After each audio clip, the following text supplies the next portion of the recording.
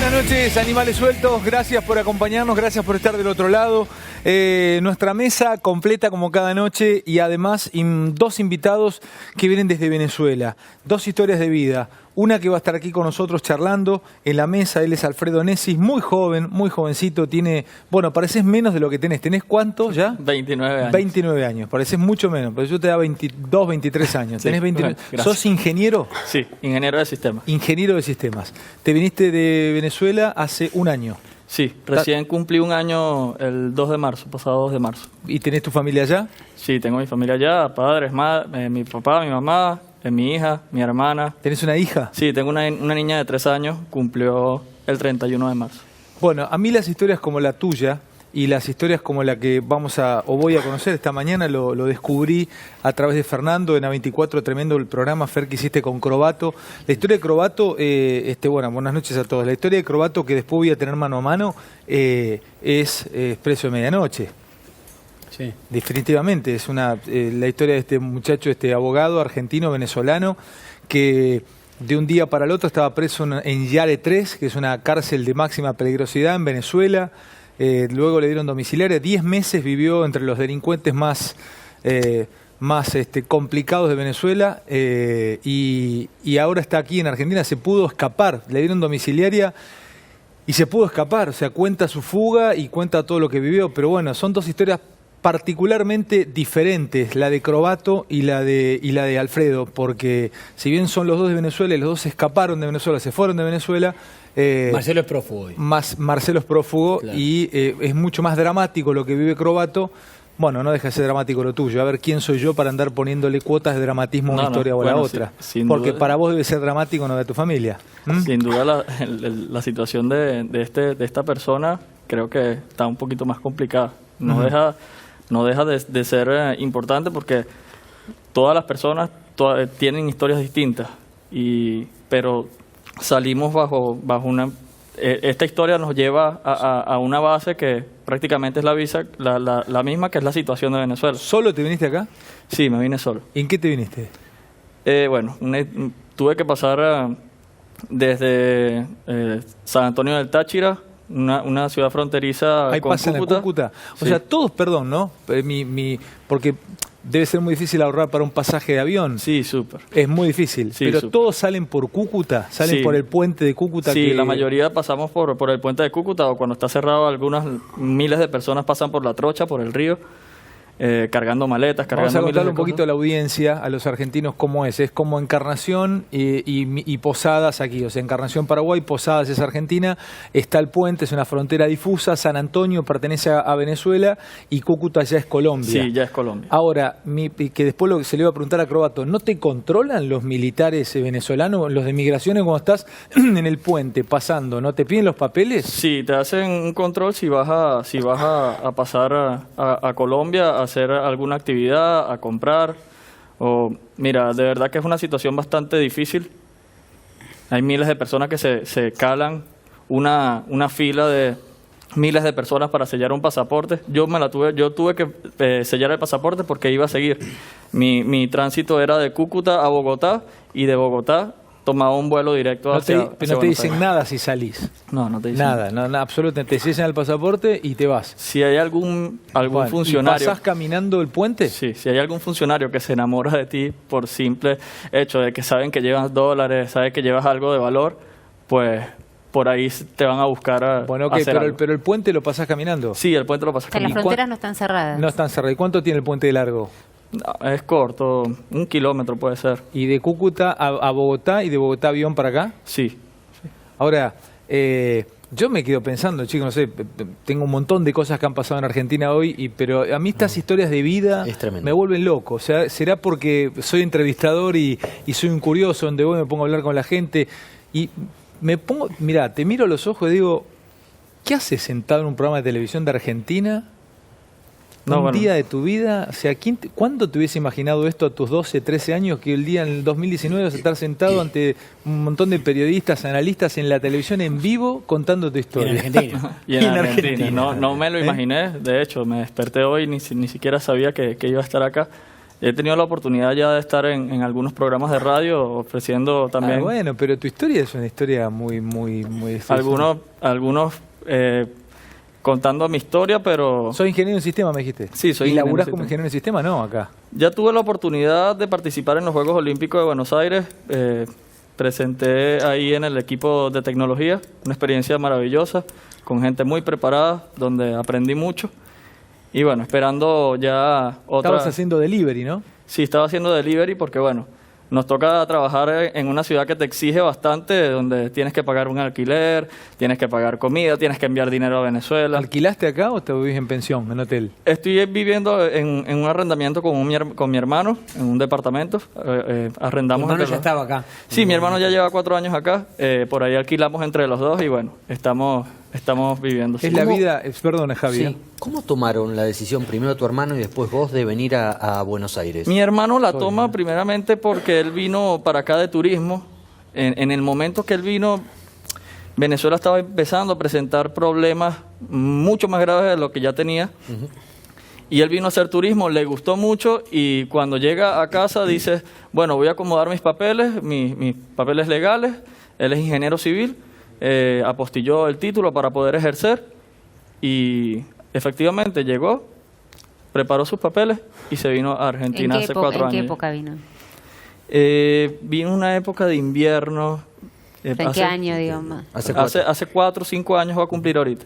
Ahora, O sea, que Alfredo, la situación y- no era, digamos, tan acuciante en Venezuela. Estaba empezando a agravarse el problema. Alfredo, ¿cuál fue el detonante en Venezuela por el cual dijiste me voy? Digamos, siempre hay, es un cúmulo, pero siempre hay una última gota. ¿Cuál Ok. fue el detonante que te dijo sí me voy? El detonante, me convertí en padre y me vi la situación que viven los padres hoy en día en Venezuela, los padres y las madres sobre todo, porque hay muchas madres que también están solas y te das cuenta de que trabajas todo un mes y el sueldo no te va a alcanzar para comprar un solo paquete de pañales o 1 kilo de leche para darle a tu ¿Es a tu así bebé. eso?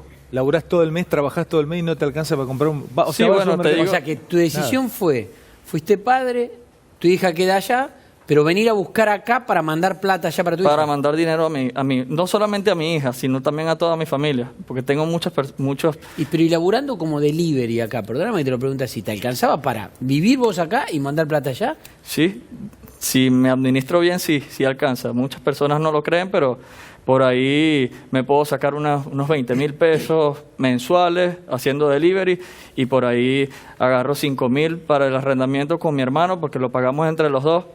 Por ahí saco algo para comida y por ahí unos 3.000, 4.000 pesos para también mandar a Venezuela. Se lo mandás en dólares para allá.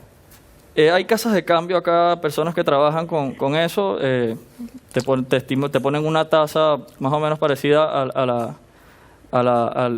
a lo que cotiza el dólar allá en Venezuela. Y lo sacas allá. Te Y dejo lo- con y lo Rosendo, sacas te en- quiero una pregunta, pero yo te quiero hacer esto. ¿Vos llevás cuánto sin ver a tu hija? En diciembre tuve que viajar a Venezuela por un tema de que, bueno, sacar un documento tan sencillo o tan simple como un pasaporte en Venezuela es un caos. Es prácticamente imposible sacar un pasaporte en Venezuela y bueno, tuve que apersonarme allá porque necesitaban la presencia del padre, a pesar de que había dejado un documento firmado, un poder notariado. Me tuve que apersonar allá en Venezuela y bueno, viajé en diciembre y afortunadamente la pude ver. Rosendo, perdón, te interrumpí. No. Me estaba escuchando con mucha atención. No, porque él es un analista muy reconocido, te diría, en la región. Nosotros pensamos Venezuela, ¿no? Es el país más pensado, lo interpretamos, lo analizamos. Y claro, todo termina, yo no sé si te pasa esto, Rosendo, pero cuando tenés una historia así, un intelectual como vos, un pensador, un estudioso de esta situación, ¿qué análisis haces? ¿Qué te Bueno, pasa? Primero, yo tengo cierta tendencia a los datos, ¿cierto? Naciones Unidas, la semana pasada, ha pronosticado que si la situación venezolana se mantiene como está, a fin del 2020 van a ser 8 millones los venezolanos que van a estar fuera del país. Esto, ¿no es cierto? Esto Sobre implica una población de 30 y venezolanos. pico. Ahora, ellos comparan incluso esto con Siria, porque eso significa más gente que las que se fue de Siria, aunque Siria tiene una población que es 2/3 de la de Venezuela, y eso fue en 8 años de de guerra. Es decir, ¿qué es lo que sucede? Vos te encontrás con una crisis humanitaria sin precedentes en la región. Y este me parece que es el tema. Acá escuchamos un caso, lo que estoy haciendo es ponerlo en un contexto, si vos querés, empírico, cuantitativo. Lo que Sí. pasa, Rosendo, me parece que también, digamos, lo que nos genera a los argentinos es que somos un país de inmigrantes y todos tenemos historias muy parecidas, digamos, ¿no? Si bien la situación o el contexto no tuvo que ver, mis abuelos escaparon de la guerra y también tenían que decidir qué familia, digamos, dejaban en Polonia y quién podía subirse a un barco para escaparse del nazismo. Digo, el contexto histórico claramente es distinto, pero esta decisión de dejar a una nena de 3 años y tener que venirte para poder mandarle plata, digo, lo han vivido los italianos, los españoles, somos un país de inmigrantes. Entonces, escuchar estas historias, creo que todos en nuestras casas, los que están del otro lado, tienen una historia parecida que en su familia la vivieron y que la venimos escuchando de generación en generación. Nos sorprende escucharla ahora, Sí, en por este eso momento. hay Pero frases... permitime, aún los países que sufrieron guerra no tuvieron el porcentaje de migración que está teniendo El éxodo, Venezuela. sí. No está teniendo el porcentaje. El porcentaje es Sí. mucho más grande. Pasa que a mí, viste, hay frases tremendamente que si te la interpretan mal, pueden ser muy mal tomadas del otro lado, pero vos ves a una persona que atropellan en la calle y te puede llegar a dar un infarto a vos de la situación, de la sorpresa y del desagrado que te provoca y del susto y de la necesidad de estar ahí ayudando. Y sin embargo te dicen, tantos muertos afuera, represión, mueren 10, 15, 20, 30 y para muchos termina siendo una estadística. O sea, cuando el número es 1, te impacta. Cuando el número ya es tan grande, pasa a ser una estadística que te cuenta, como decís vos me decís 8 millones. Yo digo, uy, 8 millones, qué bárbaro, 8 millones de venezolanos van a emigrar. Y yo lo tengo acá enfrente. 8 en total, los que se han ido y los que van a por emigrar. eso, pero en el 2000 me dijiste en 20, a fin del 2020. Yo lo tengo a Nesi y es 1 por 8 millones. Entonces yo Bueno, diría eso que es lo que te lo miré cuando vos me contaste eso, Rosendo, y te lo digo con emoción, lo miré y lo vi emigrar a él solo 8 millones de veces. Eso es lo que sentí. Claro, lo vi porque eres el emigrar a caso él que vos tenés enfrente. exactamente, cómo la unidad termina impactándote fuertemente cuando él te cuenta la historia, o sea que no te alcanza y que vivís muy mal. Y es por ponerle, perdóname, ¿no? un rostro a la tragedia, que es lo Claro. que él hace mucho más cercano, y esto pasa, digamos, en los desastres todo el tiempo. Vos fíjate, insisto, digamos, son todas situaciones distintas, pero vos fíjate 11. 11 era una enorme cantidad de muertos hasta que apareció la figura de Lucas Menguini Rey. Claro, exacto. O sea, es ponerle el rostro, es ponerle un rostro. Y vos ¿Me puedo tenés... preguntar algo, Sí, Alfredo? dale, por favor. Alfredo, no. Evo. Yo escucho a muchos venezolanos acá. Hay muchísimos profesionales. Sí. Profesionales. Vos sos ingeniero, tu hermano es ingeniero. Antes de ayer hablaba con una chica que era licenciada en nutrición. O sea, está lleno de profesionales que la verdad que no están laburando como profesionales acá. Antes de venir, ¿de qué estabas laburando allá? Por más que no te alcanzaba, ¿de qué estabas laburando? Estaba trabajando en una fábrica de lubricantes automotrices, ejerciendo manejando todo lo que era... Como ingeniero. Sí, como ingeniero. ¿Y lo que ganabas allá como ingeniero no te alcanzaba? Venís No, acá como delivery y te alcanza para subsistir acá y mandar Gano allá. más como delivery acá que como ingeniero en Venezuela. ¿Cuánto ganabas en pesos allá? Como si fuesen pesos nuestros. Te voy a dar una cifra, qué sé yo, puede ser unos 2.000 pesos, puede ser. 2.000 pesos al mes. Sí, 2.000 pesos al mes trabajando allá como ingeniero. sí, más o menos. ¿Y tus padres qué hacen allá? Mis padres son jubilados, son docentes jubilados, viven de la pensión que le... ¿Y cómo viven tus padres allá?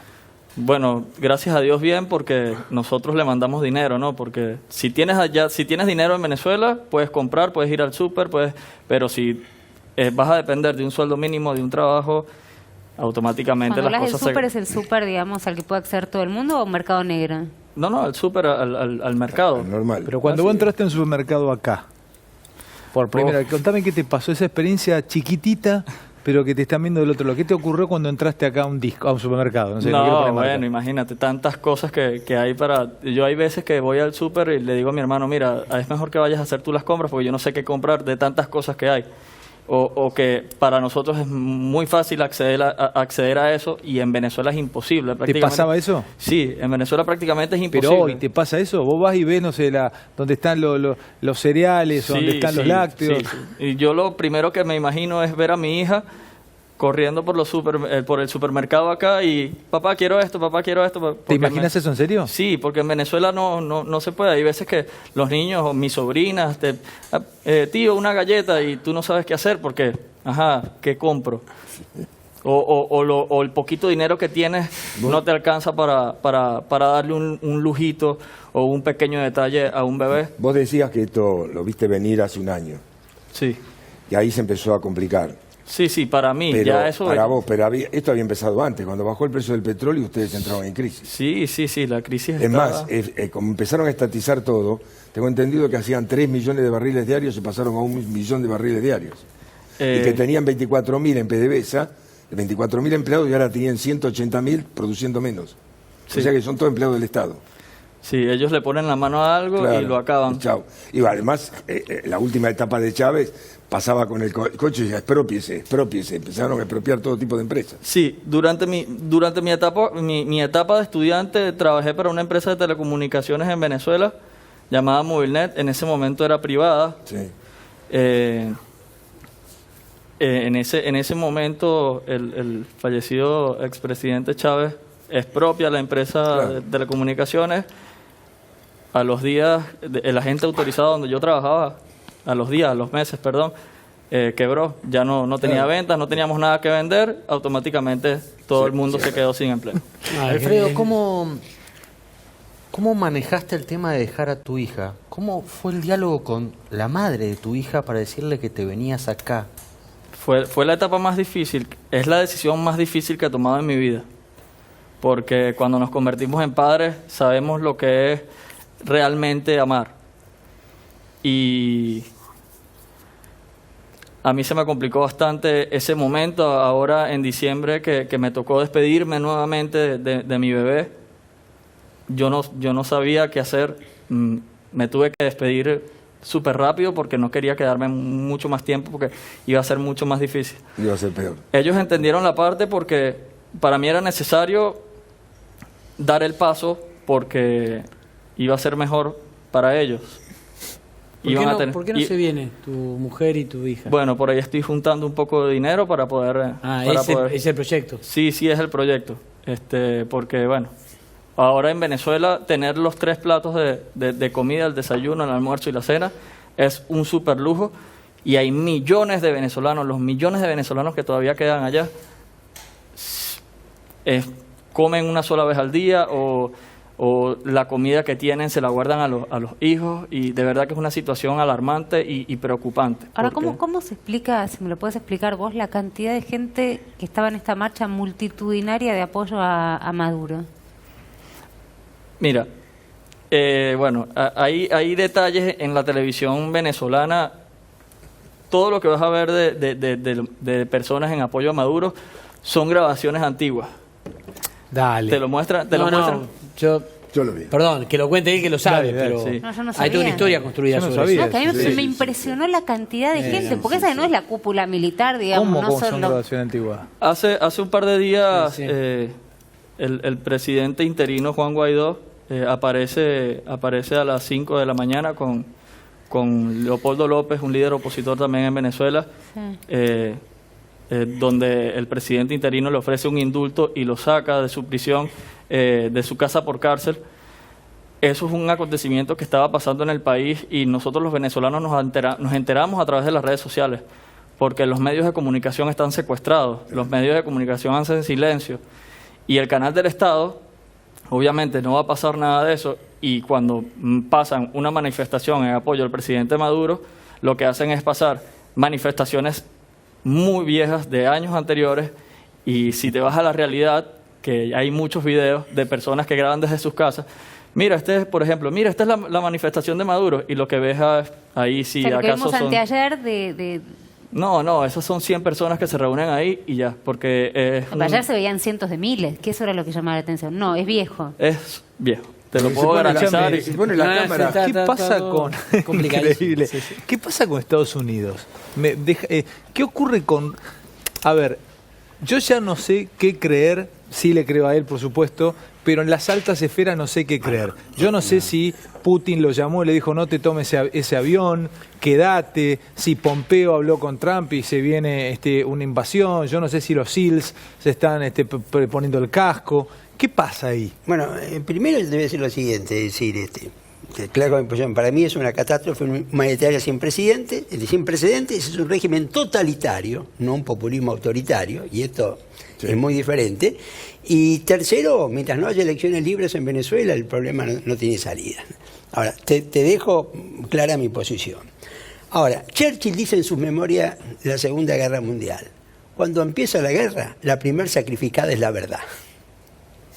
¿Qué significa esto? Cuidado, estás en una guerra de información ¿no es cierto?, en este momento, como pasa en todos los conflictos de estas características, ¿me entiendes? Ahora, voy al tema, ¿no es cierto?, de Estados Unidos. ¿Viste? Estados Unidos claramente ha apoyado lo de Guaidó, ¿no es cierto?, muy firmemente, ha apoyado o impulsado lo de Guaidó. El Grupo de Lima también, y acá donde yo creo que vuelvo al tema del totalitarismo. Cuidado que acá una cosa es un régimen totalitario, otra cosa es un populismo autoritario. ¿Cuál es la diferencia? Bueno, el totalitarismo es Cuba. Lo primero que hay en un totalitarismo que ya no hay elecciones. En última instancia en Venezuela sí, tenés una oposición, como la tiene Cuba, simbólica. Entonces, por eso los regímenes totalitarios, el costo político no les interesa. Claro. Porque el origen del poder, ¿viste?, no es el voto lo que los está legitimando. Es un ciclo que termina cumpliéndose de un populismo como el que vos me estás diciendo, termina autoritario, termina después degenerando en un totalitarismo. No necesariamente. Y vos fíjate que en Cuba, en 60 años, nunca los militares se sublevaron. Claro. Nunca. Claro. En los regímenes, ¿viste?, que dominaba la Unión Soviética, nunca los militares se sublevaron. Cuidado que el totalitarismo es distinto al populismo autoritario. Y yo creo que esta diferencia, que me parece de análisis político, es clave. Ahora, en el totalitarismo vos necesitas, me parece, unas Fuerzas Armadas. Sí, total. A ver, necesitas el partido militar. Está bien, pero si no lo son una estructura de poder. Ahora, yo digo, cuando en Venezuela le cambiaron la fórmula de lealtad a las Fuerzas Armadas de patria o muerte por socialismo o muerte, Sí. en el régimen totalitario las Fuerzas Armadas son del partido. Le quería preguntar a Alfredo. Eso cambia sustancialmente el punto. Alfredo, ¿qué sentís vos cuando, ya viviendo acá en Argentina ahora, ¿no?, cuando ves que hay argentinos que por ahí ni conocen Venezuela y se ponen a defender a Chávez, a Maduro, como si Y a tratarlos a ellos de golpistas, Sí, ¿no? sí, y a ustedes de golpistas. O conocen Venezuela o han hecho negocios con Venezuela. Sí, ¿no? o por ahí ni conocen Venezuela, ¿no? Pero muchos conocen. Sí. Y lo defienden como que ustedes son golpistas y Chávez y... Vos sabés Maduro que son- lo que estás diciendo, ahora él te va a contestar, lo que estás diciendo marcó mucho esta semana, porque sin hacer absolutamente nada, el gobierno ganó punto, porque el kirchnerismo de alguna forma se abrazó a Maduro esta semana. Fue muy evidente. Se viene abrazando ya de hace bastante. Sí, pero fue Viene demasiado evidente. Ir a atacar a los muchachos de Liberi en la embajada, las declaraciones que hicieron por televisión, defendiendo abiertamente. Yo creo que se pegaron un tiro en el pie esta semana. Muy bueno. A ver, Alfredo. Sí, mira, mucha gente, me he conseguido miles de casos, bueno, miles no, algunos casos de argentinos, a los cuales respeto su ideología o su pensamiento político, donde me dicen que las cosas no son como salen en las redes sociales, o que quieren venir a explicarle a un venezolano sobre lo que pasa en Argentina, en Venezuela, perdón. Yo les digo, hermano, yo te voy a decir algo, te respeto mucho lo que tú piensas. Yo te voy a invitar a Venezuela a que vivas hoy lo que vive un venezolano. No te preocupes por empleo, yo te voy a conseguir un empleo allá con personas en Venezuela. No te preocupes por vivienda, porque jamás te va a faltar un techo, porque no vas a poder pagar un arrendamiento en Venezuela con lo que vayas a ganar en el trabajo. Yo te voy a invitar a vivir sin transporte público, a vivir sin medicina, a vivir sin comida, a vivir con inseguridad, porque ya a las 7 o 8 de la noche en una ciudad en Venezuela prácticamente parece un toque de queda, no hay nadie en la calle. O sea, no puedes caminar a las 11 de la noche solo. No, jamás. Yo me doy vida aquí. Yo salgo a las 10 de la noche, 11, 1, 2, 3 de la mañana. ¿Esto te parece seguro a vos? Sí, me parece un paraíso, ¿verdad? Un espectáculo. Viene de Yo Vietnam. tuve un trabajo donde salía a las 3, 4 de la mañana trabajando en un bar y me iba caminando a casa. Yo creo que vas a tener una gran noticia cuando termine el programa. Bueno. Acaba de pasar algo lindo con vos, creo que bueno. Esperemos. Te lo vamos a decir al final de esta charla. Porque... Yo creo... Sí, perdón. No, perdón, Javi, no. Nosotros muchas veces hablamos acá de Venezuela y del kirchnerismo, de la geopolítica, de Trump, de qué hacen Bolsonaro, el Grupo de Lima. Y vos nos estás dando un cachetazo de realidad. Vos nos estás dando un baño de humildad en el sentido de el drama. Nosotros no tomamos dimensión del drama que vive Venezuela, más allá de que vemos todos los días las imágenes viejas, nuevas, las redes sociales, consumimos redes sociales mucho, no sabemos los qué vemos ni periodistas. qué consumimos. Tienen la peor conectividad de todo el planeta. Pero Tienen la peor, pero entendés que lo que en redes, digamos, ¿dónde nos informamos para saber lo que pasa? ¿Cómo se informan ellos? Pero ¿sabés qué? Me cago en todo eso. Me cago en todo eso. No, pero ¿cómo te... En este momento me cago en todo eso, porque es tan dramático lo que él cuenta, es tan personalizado, él lo vivió, no se lo contaron, no lo vio en televisión, no lo vio en Twitter, no lo vio en Facebook, que me cuesta salirme del lugar de cómo vos anímicamente, psicológicamente, enfrentás una situación como esta. ¿Cómo haces? ¿Cómo hacen los venezolanos que están acá? Nuestros familiares que están allá, nuestra gente, no solamente nuestros familiares, sino nuestros gentilicios, los venezolanos, nos llenan de fuerza cada día más. Sobre todo, como les había dicho, cuando nos convertimos en padres, tenemos una motivación el triple de la que teníamos. Entonces nosotros salimos a trabajar todos los días, es por ellos, por Venezuela. Porque Venezuela salga adelante en algún momento y nuestros familiares, nuestros amigos, todo el mundo pueda volver en algún momento. Muchísimas personas están haciendo vida acá o en cualquier parte del mundo y están haciendo emprendimientos. Por lo menos a mí me gustaría quedarme en Argentina, crecer en Argentina, crecer profesionalmente, traer a mi familia, que conozcan lo bonito y que se fusionan con esta cultura, con estas culturas, donde nosotros también podemos aportar, enseñarlos a hacer arepas, por ejemplo, o hacer unas cachapas. ¿Sabes que nos estás enseñando mucho más que eso? Okay. Ojalá aprendamos a hacer arepas.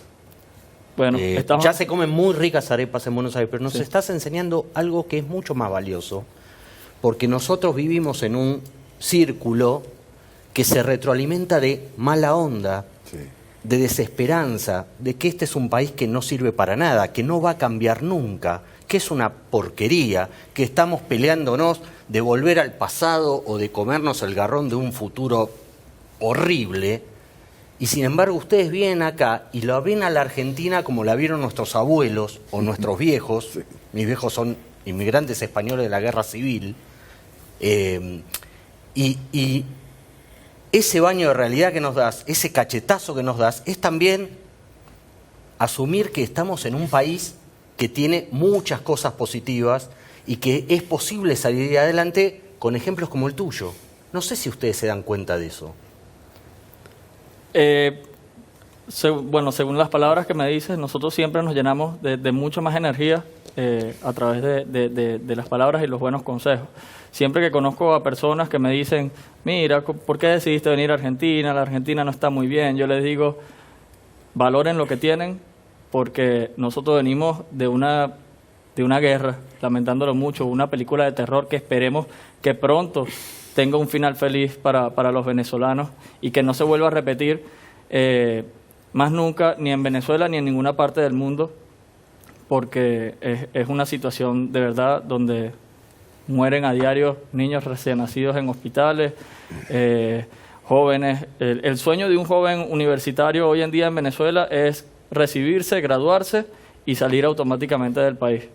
Ese es el sueño del venezolano hoy. Déjame presentar esto, Romy, te interrumpí justito, dame lo que querés decir porque tengo que presentarles algo, mostrarle y hay más cosas para la noche. Sí. Digo, más allá de que prefiero no repetir, una actriz venezolana hoy tuvo unos dichos de los cuales después pidió disculpas haciendo un paralelismo absurdo, pero lo que básicamente decía era que los peores eran los propios venezolanos en contra de los venezolanos, que quienes más sometían a los venezolanos eran los venezolanos. El paralelismo que hizo fue con Hitler, los campos de concentración y supuestamente, digamos, los judíos que ayudaban a Hitler. Pero decía que no hay nada peor para un venezolano que otro venezolano. Sí, se han visto bastantes casos, varios casos de personas, de venezolanos que por ahí tienen un poco más de tiempo acá en Argentina o en cualquier parte, en cualquier país donde nos están recibiendo bastante, donde no brinda la ayuda que por ejemplo pueda ser necesaria, como te la puede tender la mano un argentino, un chileno, un colombiano, un uruguayo, un boliviano, qué sé yo. Tantos países que nos han acogido y bueno, nosotros sentimos más la ayuda del mismo argentino que del mismo venezolano que está acá. Pero, ojo, no voy a reprochar las acciones. No, pero eso vos crees que puede llegar a ser porque incluso por el temor incluso a que le saquen un lugar. Ella hablaba del sometimiento en Venezuela del propio pueblo venezolano por parte de los venezolanos. Quizás es algo que se sembró con el tiempo a raíz del mismo malestar gubernamental que tenemos nosotros los venezolanos. ¿Conseguiste trabajo rápido acá? Sí, apenas aterricé en el avión, ya prácticamente empecé a laburar con el delivery. Pero conseguiste, digamos, de delivery, pero conseguiste. Sí, conseguí. Después, los procesos para ejercer la profesión, de verdad que el mercado laboral está un poco difícil, pero la profesión tuya. A mí lo que me sorprende, y ahora quiero mostrarles algo, es... Yo ya lo venía viendo con jugadores de fútbol a esto, que ustedes ven con él. Me pasó o empecé a analizar el discurso después de los partidos de jugadores de fútbol de ligas o cuando hay Copa Libertadores. Analicen esto, te juega un equipo de Perú o te juega un equipo de Colombia y le haces una nota. Esto lo empecé a notar cuando llegaron los primeros colombianos a Boca, que me tocaba relatar la campaña de Boca, 95, 96, 97. Cuando hablabas con Oscar Córdoba, con Juan Pablo Ángel, que jugaba en River, con el propio Serna, con el patrón Bermúdez, tenían un nivel intelectual los flacos, o sea, usaban otro tipo de vocabulario, explicaban de otra manera. Digo, mira, estos flacos deben ser estos chicos que vienen de Colombia, deben haber estudiado. Y lo empecé a notar con todos los jugadores de fútbol en América Latina. Y confirmo esto, que estamos también nosotros incluso atrasados, nos hemos atrasado a nivel de educación, porque fíjense que él tiene 29 años, se recibió de ingeniero de sistemas, y todos los chicos, yo por lo menos los que conozco de Venezuela, desde que están laburando en un delivery o en muchos de mozos, en los restaurantes, en los bares, tienen una educación, un nivel intelectual, la forma de explicar. Sí. No es fácil esto que haces vos, Alfredo. Estás sentado en una mesa, hay muchos que han hecho agua en el lugar donde estás sentado vos, explicando de esta manera. Dicho esto, quiero mostrarles algo. Le pregunté a Sedan y a la producción de dónde venía. Y porque en estas épocas, como acaba de decir el maestro Rosendo Fraga, que hay una guerra informativa, no sabemos bien de dónde viene. Y la fake news además. Que es terrible, sí. Esto me cuentan los chicos que es de France 24. Y France 24 es un desprendimiento de TV5, de Mont, o sea, es como, no sé si llega a ser la CNN o la BBC, pero tratan de mostrarle desde el Estado de Galo, la mirada del Estado Galo de los temas que ocurren en el mundo. Eso es una mirada francesa del mundo, podríamos decir. Y vamos a mostrarles cómo, según France 24, entrenan a las milicias bolivarianas en los barrios. Es un informe de lo que sería la televisión francesa France 24, el canal 7 de Francia, Al Jazeera, CNN. Bueno, yo lo tomé con pinzas al principio. Los chicos me cuentan en producción que es de la televisión francesa. Eso es una mirada a la televisión francesa. Fueron allí, metieron sus equipos, laburaron y sale esto. Y lo tenemos a Alfredo, vamos a chequear a ver si esto realmente es cierto. Si esto que vamos a compartir ocurre o es parte de la guerra informativa en la que uno está metido. Milicias bolivarianas entrenadas en los barrios, creo que en las afueras de Caracas. Vean. Mira, si alguien se siente mal, se va poco a poco caminando para atrás. No va a caer aquí desmayado. Buenos días, vecinos y vecinas. Acaba de hacer acto de presencia el primer teniente Marrero con todos sus milicianos. Vamos a ver aquí un plan de defensa donde supuestamente puede haber en nuestro territorio una intervención armada por parte de los Estados Unidos de América. Este es el armamento que vamos a utilizar de madera para este simulacro. El enemigo probablemente, señores, debe de venir subiendo por aquí. Se presente algún tipo de invasión. Esto tenemos que hacerlo con fusil real. A la hora del té, cuando la gente escucha el primer plomazo y caiga el primer muerto, todo el mundo se va a asustar y el que se suma se va a sumar. Porque las balas y las bombas no tienen GPS, no matan nada más chavistas. Aquí matan a todo el mundo. Tenemos que estar ahí engranaditos con el poder popular, que es el pueblo, porque nosotros también somos pueblo. Y ese pueblo es uno solo. Y ese uno solo es Chávez. El hijo de nuestro comandante eterno e invicto, Nicolás Maduro. ¡Chávez vive! ¡La patria sigue! ¡Independencia y patria socialista! ¡Viviremos y venceremos! ¿Él no ve? No. Sí, veo un poquito. Pero me estás viendo a mí. Sí. Tiene un cuaderno en las manos. ¿Ves el suelo, verdad? El suelo sí lo estoy viendo. Aquí no hay exclusión, aquí hay inclusión. Esto es el pueblo en armas. Bueno, France 24, Rosendo. Bueno, mirá, para mí eso es totalmente cierto. Ahora, Trump ha dicho, no descartamos la intervención militar en Venezuela. El secretario ha dicho, no descartamos la intervención militar en Venezuela. El Comando Sur también lo dijo. El jefe del Comando Sur fue más preciso. El almirante Craig Fuller dijo, si Maduro sigue en el poder a fin de año, vamos a intervenir militarmente. Lo dijo el consejero de Seguridad de Estados Unidos, John Bolton, el delegado de Trump para Venezuela, Elliot Abrams. Rosendo, ¿qué papel juegan los rusos en esto? Bueno, pero que ese es el otro punto. Lo que te quiero decir, cuidado, vos fijate la argumentación, tenemos que defender el país frente a una invasión de Estados Unidos. Y todas las señales que está dando Estados Unidos es que eso es posible, ¿no? Digamos, en este punto. Ahora, y este creo que es el punto más importante, lo que vos decís. Y yo lo mencioné hace 3-4 semanas acá. Dije, cuidado, la canciller canadiense, que es una mujer muy capaz, dijo en febrero públicamente, el riesgo de transformar Venezuela en otra Siria. ¿En otra? ¿Y qué en otra Siria? Traducime eso. Claro, ¿qué es lo que pasa? Si esto deriva en un conflicto interno y una potencia apoya a un bando y otra potencia apoya a otro bando. Y tenés dos presidentes. Claro, exactamente, tenés ese tipo de situación. Y el canciller italiano dijo, están creando otra Libia en el Caribe. Libia vos tenés dos gobiernos enfrentados, situación anárquica. Entonces, cuidado, ahora, estamos viendo, para mí esto es, el entrenamiento de la milicia es real. Ahora, del otro lado lo que tenés que ver es todo el mensaje que está llegando de Estados Unidos. Casi pareciera un mensaje que está justificando eso. ¿Me entendés? ¿El mensaje que llega a los Estados Unidos? No, es que emite Estados Unidos, emite. ¿Y llega acá? Pero ¿en qué duda te cabe? Pero no le llega al barrio, le llega a los de arriba. No, le llega al barrio. ¿Qué es lo que decía el que estaba instruyendo a la milicia? Vamos a tener una invasión de Estados Unidos. Se lo estaba diciendo. Sí, es el fantasma que se agita. Pero una cosa es un fantasma cuando yo digo... No. Pero pará, si lo dice el presidente, el secretario de Estado... No, está bien. Sí, claro. ¿Y qué es lo que pasa? Dudo que con el cerrojo informativo que hay en Venezuela, como dice Alfredo, esté todo el mundo enterado de las declaraciones de Trump, pero escúchame, más allá de las redes sociales. Pero, ¿cómo no van a estar, igual van a agitar ese fantasma para el justamente... mensaje de Trump y de todos los que él nombró eso sí lo es pasa. para los militares, no para la gente. No, pero además, se está avisando a los militares. Hay cerrojo informativo, pero es selectivo, digamos. Pero no, pero en última instancia ellos, es decir, transmitir. Vos viste la escena que yo digo que es real. El instructor que les dice, hay que prepararse para la invasión de Estados Unidos. Ahora, todos los argumentos, los mensajes que está emitiendo Estados Unidos es que la intervención militar es posible. Sí.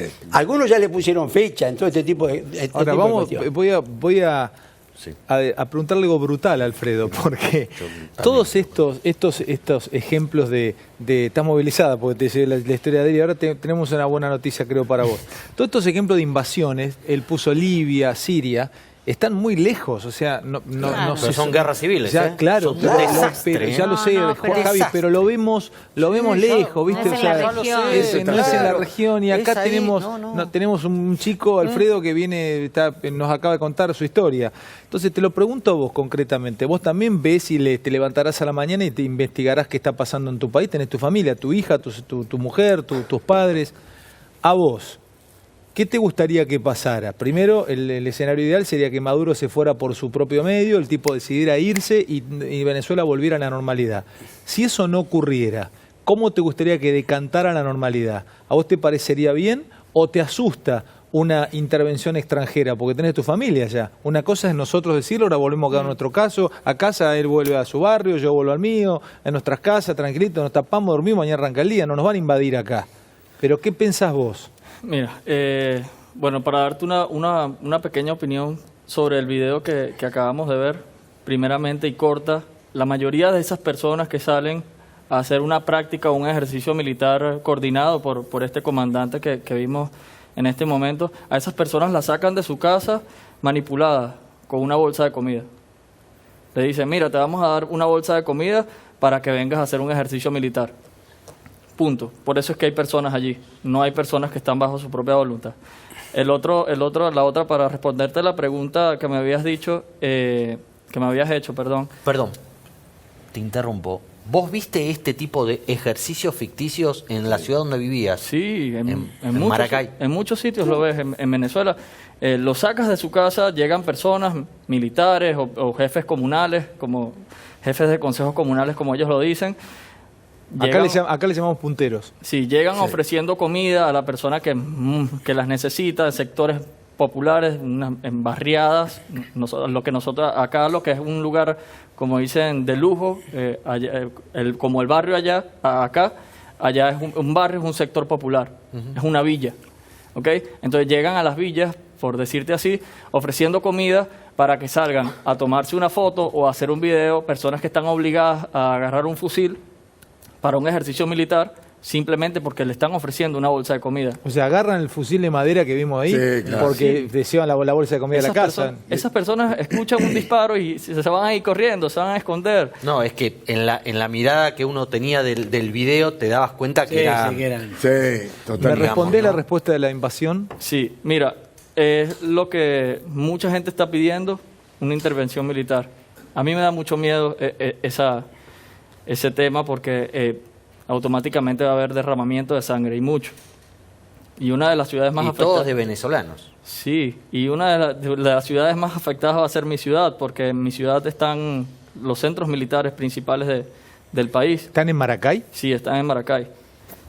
Entonces, el primer sitio que van a atacar es la base militar de Maracay y va a haber mucho derramamiento de sangre. No sé si van a intervenir Venezuela y van a entrar a buscar a estas personas que son unos delincuentes con poder, con investidura política. Bueno, muchachos, pues nosotros nos sentamos acá. He escuchado, perdón, Bego, he escuchado a muchísimos colegas.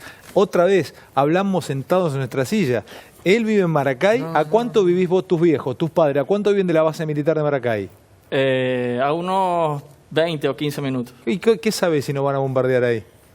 ¿Y qué sabes si un dron se desvía o si hay un mal cálculo o Rosendo? Es fácil decirlo de acá. O la represalia interna. Claro, por eso te insisto, yo tomo dos opiniones, la de la canciller canadiense, el canciller italiano, que son ajenas a la región, pero que son países que están más involucrados en conflicto. Libia para Italia es un problema central. Ahora, cuidado, ¿viste? ¿Qué es lo que sucede? Las señales son muy concretas. Rosendo, ¿vos escuchaste esta señal desde el punto de vista económico? Que una vez que caiga este régimen hay preparado una especie de plan Marshall para Venezuela. ¿Escuchaste esto? Yo te doy mi opinión. Va a hacer falta tres cosas de la comunidad internacional. Sí. Primero, un crédito muy importante para poner en marcha la economía. Esa es la primera, que forma parte del plan Marshall. Que es la más fácil. Segunda. Es la más fácil, porque ahora viene la otra. Nosotros hemos visto cómo cuando hay decisión política de Estados Unidos, el Fondo Monetario se pone. Eso está. Sí. Segundo, necesitas una asistencia alimentaria y sanitaria sin precedentes en la historia de América Latina. sin precedente. Eso no es tan fácil, No. porque si no, el gobierno provisorio no se va a poder asentar. Y tercero, vas a necesitar una fuerza de paz, sin precedente en América Latina, para poder contribuir, ¿viste?, a la seguridad. Es decir, yo diría que el económico, paradójicamente, es el más fácil. Es Porque más fácil. lo La mismo primera que parte es la más fácil. si hay una decisión de Estados Unidos, los organismos financian. Sí. La asistencia alimentaria y sanitaria, porque acá te hace falta masiva como nunca tuviste, Sí, para sí, que el sí. gobierno se pueda hacer. Esto es más complejo de organizar. Y la fuerza de paz es otro tema que vas a necesitar. Ahora, eso supone un proceso que todavía no se ha dado.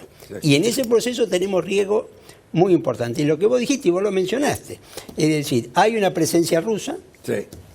Rusia reconoce que tiene fuerzas en Venezuela. Ayer Putin dijo que no van a entrar en combate. Reconoció que las fuerzas... Cuidado, si las fuerzas están. Hoy se dijo que había, perdón, Fere, hoy se dijo que estaban movilizando a mercenarios de Agua Negra. Sí. Sí. De Blackwater, que es una empresa mercenaria, creo que Pará. son ingleses, que los tipos Son americanos. son americanos, pero trabajan en todo el distintos mundo. puntos del mundo y...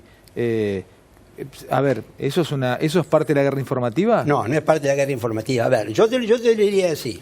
Esa empresa ha ido a ofrecer un plan Claro, a la administración Trump. claro. ¿Tienen el poder de un ejército?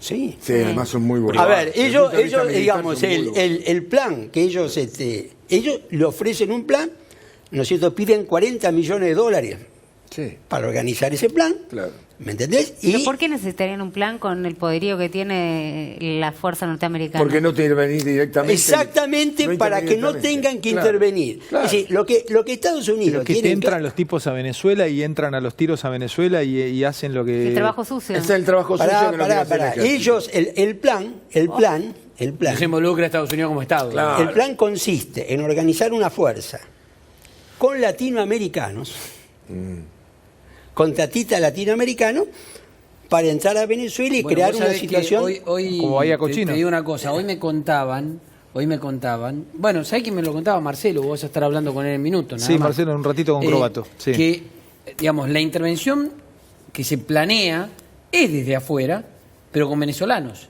con la cantidad de venezolanos militares que salieron del país. No es tan fácil organizarlo. Yo te voy a decir que no es así. Uno de los grandes errores que han cometido en esta operación es abandonar los desertores. No hay más Abandonar los desertores. No hay más desertores. Hubo el primer mes, pero ¿qué es lo que pasa? Fueron a Colombia, como dijeron los mismos desertores. Nos recibieron como héroes 3 presidentes, el colombiano, el chileno y el paraguayo. Y ahora nos echan de los, ¿viste?, de los refugios de Naciones Unidas con un colchón y $100.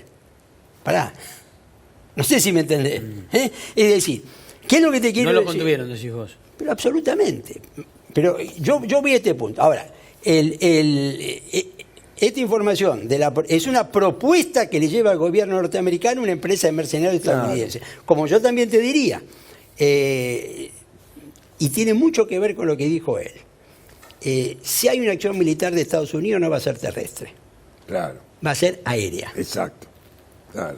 Tiene mucho que ver con lo que señaló. Eso no quieren bajas. Con el temor que plantea... No tienen bajas. Yo ellos. tengo- Con el Es temor decir, que- ellos no van a hacer otro Vietnam No ahí. tienen bajas. No quieren bajas. Ellos lo que, por eso lo que Rusia ha puesto que es, está poniendo a punto, y esto no es un secreto, los sistemas de defensa antiaérea que ellos le vendieron. Le hago una pregunta, Alfredo, que tiene que ver con la situación de tu familia allá, ¿no? Reitero, yo hablo bastante con venezolanos, conozco la historia de los que están acá y la angustia que viven por el desarraigo de su familia allá. Están partidas, las familias están todas partidas en Venezuela, acá en Argentina, repartidos por el mundo. Ahora, en el momento en el cual estuvo la crisis energética y de comunicaciones, allá hace poco, hace un mes más o menos, ¿no? Se Que- mantiene, sí. Bueno, se mantiene, pero hubo una semana que fue crítica, o 10 días que no había nada, no se sabía qué pasaba en Venezuela. La angustia con la que vivían los venezolanos con los que yo hablaba, el no poder saber si estaban vivos o muertos, sus familiares, era increíble. Ese periodo, ¿cómo lo viviste vos? ¿Tenía comunicación de alguna manera vos? Duré allá? una semana exactamente sin hablar con mis padres y con mi hija. Cuando hablo todos los días por videollamadas, cuando hay buena señal allá. ¿Y estuviste una semana sin saber nada? Sí, completamente una semana sin saber nada de mi familia. Hasta que, bueno, sé restableció el problema, pero decirte por encima, porque te quitan la luz a diario, la energía eléctrica hoy en día 8 o 10 horas seguidas, solamente tienes luz eléctrica, energía eléctrica el resto de las 14 horas que te restan del día. No te puedes comunicar con tu familia, con tus familiares. Es prácticamente imposible. De hecho, desde que empezó el problema eléctrico hace poco que se fue completamente. Hay sitios en Venezuela que hoy en día todavía no tienen servicio eléctrico. ¿Y la vida allá, la vida diaria allá, cómo es? Digo, porque vos acá empezás a tener tus amigos, tenés tu contacto, tenés tu trabajo, decís salgo a la noche, camino. Allá es subsistir y conseguir comida, nada más. Sí. ¿Qué hacen durante el día? ¿Hay reuniones de amigos? ¿Cómo es la vida? Se ha ido acabando bastante las reuniones de amigos, entre amigos, porque yo por lo menos tengo un grupo muy unido de amigos, de 10 amigos que tengo, solamente quedan 2 en Venezuela. Claro. Ya ellos me dicen, no salimos, no sabemos qué hacer, o nos reunimos nosotros 2, o con la familia, pero ya eso se acabó en Venezuela. Para los mandos militares, los mandos militares, digo, y sus familias no viven así. No, ellos viven en una película de Hollywood. Bueno, por eso. Se sienten como que... Te voy a preguntar algo por tu vida y pasamos un poco a Argentina y en un rato estaré charlando en un mano a mano con otra historia de Venezuela, pero muy particular. Estuvo preso un año Marcelo Crobato. Es una historia terrible que esta mañana vi en América en A24 y la descosió toda, la historia de Marcelo. Vos tenés 29. O sea, vos hiciste... ¿Cómo se estudia en Venezuela? Contame, ¿tenés una primaria y una secundaria? Sí. ¿Cuántos años son de primaria y cuántos de secundaria? De primaria son 6 años, de secundaria 6 años más. 6 años más, sí. Perfecto. Bueno, vos hiciste la secundaria. ¿Quién estaba al frente? Cuando vos estabas en la secundaria, ¿estaba Chávez como presidente? Estaba el presidente Chávez. Estaba Chávez. Yo no conozco nada, sino el gobierno que conozco yo. Es chavismo. Es chavismo. Claro, porque lo pasado vos lo pasado, democracia que viviste. Yo nací en el año 1990, en esa época creo que era presidente Carlos Andrés Pérez. Pero no tenía uso de razón. Por eso, cuando vos empezaste a razonar, ya estaba Chávez. Sí, Chávez. Y después ya te empezaste... Yo te voy a preguntar una cosa de educación a vos, del colegio. O sea, vos te criaste y te educaron, vos ibas a la primaria. ¿Qué maestra tuviste? ¿Vos te acordás el apellido de tu maestra en la primaria? ¿Alguna que tuviste de historia, por ejemplo? ¿Quién te daba historia? Homenajela con el apellido. ¿Te acordás? Gómez. Gómez. Sí. ¿Cómo se llamaba? Marta. Marta Gómez. ¿Qué te enseñaba Marta Gómez a vos? ¿Era Chávez el presidente en la primaria? Después habrás agarrado una época de... No agarraste Maduro. En la secundaria también tenías a Chávez. Sí, a Chávez. ¿Qué historia te enseñaron a vos? ¿A vos viste...? La historia común de la historia de Venezuela, Simón Bolívar, Francisco de Miranda, Andrés Bello. Pienso que los libros de Venezuela dentro de 10 o 15 años más adelante van a ser una locura, ¿no? ¿Por qué? Por todo esto que estamos viviendo los venezolanos. ¿Qué te mostraban de Chávez? O sea, ¿qué había de Chávez? ¿Había una bajada? No mostraban nada. Ellos no existían. Hoy en día ellos sí existen en los libros de historia. Sí. En las escuelas públicas te quieren sembrar el socialismo. Pero escúchame, ¿vos ibas a una pública o a una privada? Yo iba a una privada. Ibas a una privada. Y no te llegaba, vos abrías un libro, no habían tenido ese tupé de entrar a los libros, o sea, no le marcaban a los chicos quién era Chávez. No reescribieron la historia. No, tú vas hoy en día a una guardería o lo que le dicen acá un jardín de niños en Venezuela. Tu hija, por ejemplo, tu hijita, dale. Sí, que vaya a un jardín y que esa escuela sea de personas del gobierno, que sea pública, es una escuela pública. ¿Qué tiene? ¿De qué estudia? Los libros para dibujar es una figurita de Chávez. Mentira. Claro. Te lo juro. ¿Colorea una figura de Chávez? ¿Le colorea la boina a Chávez y todo? Sí, de qué sé yo. A él lo tienen endiosado allá como un nuevo Bolívar, que ni a los talones. Pero pará, tu hijita va a un colegio público, por ejemplo, le dan colorear, acá coloreas la sala de una mariposa, un nenito, o un Pluto, ahí tenés que colorearle la boina a Chávez. Sí, algo así. Mi hija actualmente no va al jardín porque la tenemos con una niñera privada que yo le pago desde acá. Todavía no está en la edad para entrar al jardín, que es a los 4 años, pero si la vas a llevar a un jardín público de esos, si lo llevas a un privado no vas a encontrarte ese tipo de casos. Pero si la llevas a un público que la lleve el gobierno nacional... Te lavan el cerebro, decís vos. Sí, te quieren hacer... Pero ¿cuál es la cuota de un colegio privado, por ejemplo? Digo, para tratar de entender quiénes pueden acceder a ese otro, digamos, a ese otro país, ¿no? Sí, mira, la cuota de un colegio privado te puede salir mensual, unos $20 en Venezuela, que no todo el mundo... Muchísimo dinero. Con un sueldo mínimo que es de cuánto. Sí, un sueldo mínimo de $5, $4. Claro, por eso, para tener relación. ¿Un sueldo mínimo $5? Claro. Sí. El autoritario el sueldo mínimo en Venezuela. Pero vos trabajando acá le podés mandar los $20 para la claro. En Venezuela, con un sueldo mínimo te puedes comprar un maple de huevo. Y ya. ¿Un maple de huevo? Sí, un cartón de huevo. Sí, con un sueldo mínimo yo digo, este mes me voy a dar un gusto, me compro una docena de huevos. Es correcto. ¿Y ya se me fue el sueldo? Y ya se te acabó. ¿Y de qué viví después? De los huevos. No, ¿de qué viví? ¿En serio? ¿De qué viví? La gente se rebusca. ¿Pero qué te rebusca? Claro, ¿Cómo ganas guita? ¿Cómo ganas plata? Mira, lo que pasa es que es un tema bastante complicado de explicar. Mucha gente me pregunta eso. ¿Cómo haces para vivir así con $5?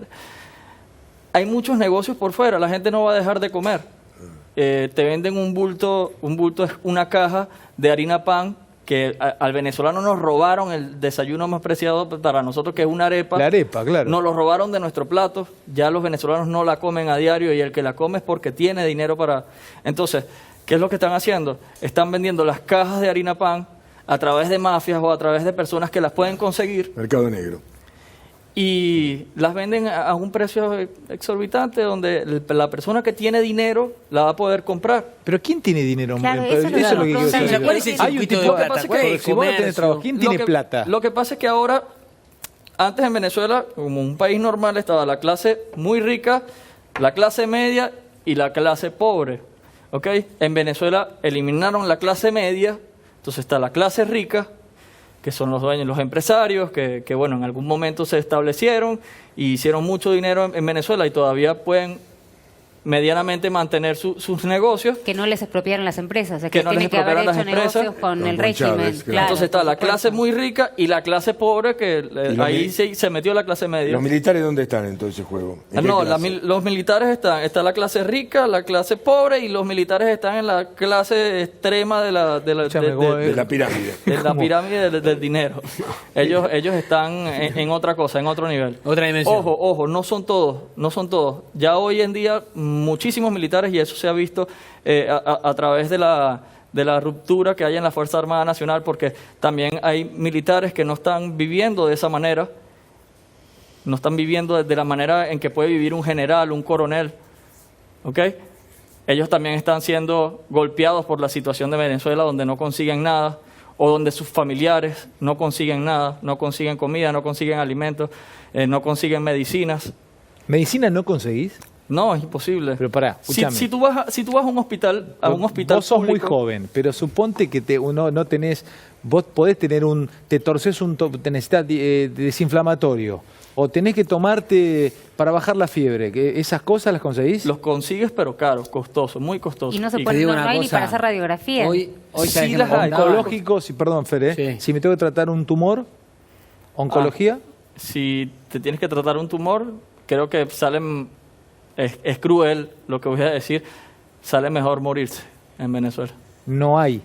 O sea, no puedo hacerme una quimio ni puedo tratarme con rayos. Lo puedes ver en las protestas. En las protestas en Venezuela hay el grupo de venezolanos que sale a protestar fuerte, con salud, con energía, y va y se enfrenta. Y también está la marcha de personas discapacitadas, en sillas de ruedas, buscando Débiles. un tratamiento, que se están muriendo de cáncer, personas que salen hasta en las camillas exigiendo un tratamiento médico. ¿Por qué no los encuentran? Vos sabés que hoy me contaban que, de hecho, con el tema de la falta de medicina, no conseguían antifebriles. No se consiguen directamente.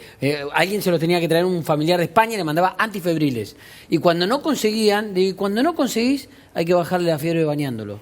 Sí. Bañan, o sea, bañándolo con Claro. baños de agua fría, para bajarle la fiebre. Ese es el antifebril. Hace un par de semanas tuve unos amigos que se fueron a Venezuela a visitar a sus familiares, tenían bastante tiempo sin ir, y aproveché y mandé bastantes tratamientos pediátricos, medicinas pediátricas para la fiebre. ¿Desde acá las mandás? Sí, desde acá. Y pueden entrar todo eso, digamos, no hacen problemas. Sí, puedes llevarlo y por ahí si algún funcionario se enamora de tu maleta y quiere abrírtela o en el mismo aeropuerto puedes ser víctima de un robo.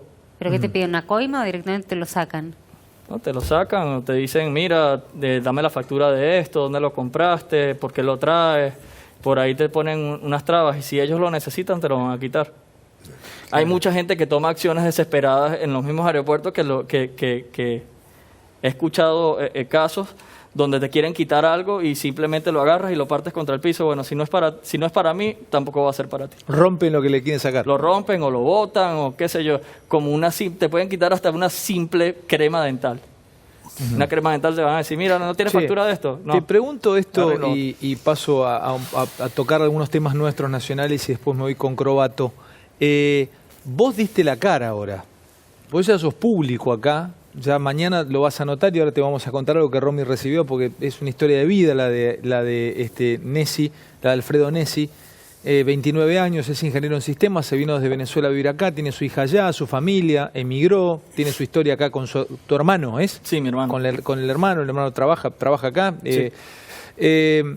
¿Vos te animás ahora a volver allá, después de haber dado la cara y ya sos público, sos conocido? No es que vas a caminar por la calle en Venezuela y me decís, mirá el que salía en la tele en Argentina. Pero vos sabés muy bien que hay servicios de inteligencia, gente marcando, ya no sos uno más cuando vuelvas.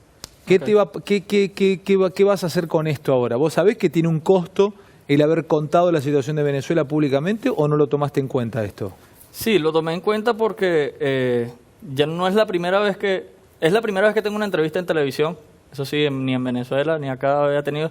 Pero acá en Argentina había tenido un par de oportunidades de ir a la radio y por ahí a veces recibía mensajes de personas que no se imaginan de lo que está pasando en Venezuela y cuando lo comento te dicen, no, es mentira, no, che, qué sé yo, recibes muchos mensajes por las redes sociales que uno dice... El otro día cuando viste que había un par de muchachos, ya Romy contó quién era uno, que le fueron a explicar a ustedes, a los que estaban enfrente de la embajada, que lo que tenían que hacer. A lo argentino, ¿viste? Fuimos a explicarle a ustedes lo que se está pasando en Venezuela. Le fuimos a dar una clase a ustedes de lo que tenían que hacer y lo que están viviendo. Sí, en lo particular yo no estaba. Bueno, ¿qué te pasó cuando viste eso? Pero me enteré y lo que hice fue reírme porque o sea, son personas que están allí tarifadas. Son personas que están ahí defendiendo algo que no se imaginan que está pasando. Entonces, simplemente lo mejor es darse la vuelta y reírse porque ya muchas veces he invitado a personas que me dicen, no, pero esto no es así, mira, esto lo que está pasando es esto. Y yo les digo, hermano, yo te voy a invitar, como te dije, a Venezuela. Pero nosotros nos enojamos por otras cosas y este pibe se tuvo que ir, está exiliado, o sea, No, yo le digo, una de las frases que le escuché es, a ustedes les lavó el cerebro el imperialismo. Es una de las frases que escuché. Pero, ¿y qué te pasa cuando políticos argentinos, digamos, hacen esas declaraciones a favor de Maduro, diciendo que esto es un invento del régimen norteamericano para poder hacer pie en la región, cuando lo apoyan? Mira, pienso que detrás de todas esas opiniones hay intereses, hay muchísimos intereses y lo mejor es los temas políticos que pasan en Argentina. Yo puedo dar una simple opinión, pero no puedo ir contra una idea por lo menos de ustedes que están acá, saben con lo que se vive acá, como yo también lo sé, porque yo estoy viviendo acá y me siento parte también de la familia de los argentinos. He conocido muchos argentinos y me siento identificado ya también con el país. Los problemas nacionales de ustedes se los dejo en sus manos cuando vayan a votar, cuando vayan a tomar una decisión. Respetuoso. Ahí están ustedes para son respetuosos. Tenemos que aprender tanto. ¿Viste, Javi? Respetuoso. Tenemos que aprender tanto de esta gente. El flaco está acá y me dice, los problemas de ustedes son de ustedes y no opinan. Y nosotros vamos cuando se marchan a decirle cómo tienen que vivir. Alfredo, ¿te puedo hacer una pregunta? Por ahí a lo mejor es un poco amplia, porque te digo, ¿qué es lo que más, si vos tenés que destacar una cosa, qué es lo que más valorás de estar acá? ¿O qué es lo que más añorabas de allá? Digo, la libertad, la comida, los medicamentos. ¿Qué es lo que más valorás? La seguridad de caminar por aquí. ¿Qué es lo que más valorás que decís, qué bueno esto que me está pasando acá? la facilidad de encontrar las cosas, la facilidad de encontrar oportunidades para crecer, la facilidad de no estar preocupado como podía estar en Venezuela por hacer una simple compra, como decir voy a comprar un pollo. Y es tan sencillo acá, yo lo veo tan sencillo acá porque voy al mercado que me queda en la esquina, voy, compro un pollo y me voy a mi casa y me compro un pollo. En Venezuela es una odisea comprar un pollo. Tienes que hacer una fila de innumerables cuadras si lo encuentras o tienes que tener mucho dinero para comprar un simple pollo. Ahora te voy a decir esto y vamos a los temas y ya lo siento acrobato allá. ¿Qué tenés para decirle, Romy? Te dejé desde el principio del programa. A ver, te está escuchando Alfredo acá. Sí, que se comunicaron de una empresa que hace plataformas digitales, que no sé si era el nombre, por ahí, Decilo. Mobile Computing, para que te pongas en contacto con ellos para darte un trabajo. Creo que consiste Están trabajo. interesados en que puedas trabajar con ellos. Buenísimo, agradecido. Ya tiene la producción el contacto. Buenísimo, agradecido. Siempre que tenga la oportunidad de formarme y de crecer, seguir creciendo profesionalmente. De hecho, tengo pensado también hacer estudios acá y para mí es súper importante la ayuda que me brindan todas las personas acá en Argentina. Qué historia, que nos tiene que enseñar esto, Bueno, chicos, quiero hacer un repaso con ustedes de todo lo del día y voy a seguir con otra historia movilizadora realmente en unos minutitos. Ya estaré con Crobato. ¿Qué pasa con Ramos Padilla? ¿Qué pasa con Dolores? ¿Cómo sigue esta historia? Hoy hubo una marcha en apoyo a que la causa siga en Dolores, pero a todo esto Padilla, el doctor Padilla imputa a Carrió, Oliveto y Zubik. Sí, entre otras también a Claudio Bonadío. Esto lo que quiere decir es que de alguna manera entiende, a ver, ¿qué está haciendo Ramos Padilla? Contamos que mañana las 2 primeras horas son claves en lo que pueda pasar en la megacausa espionaje de Dolores, porque se va a definir si por una cuestión de territorialidad queda o no en su juzgado, si se desguaza, si le dejan solamente la parte de Chévez, la del empresario que se reunió con Stornelli en Pinamar, pero son horas muy críticas las que está pasando en Dolores. ¿Qué es lo que está haciendo Ramos Padilla? Está yendo muy a fondo antes de que le saquen la causa. ¿Qué es lo que dijo?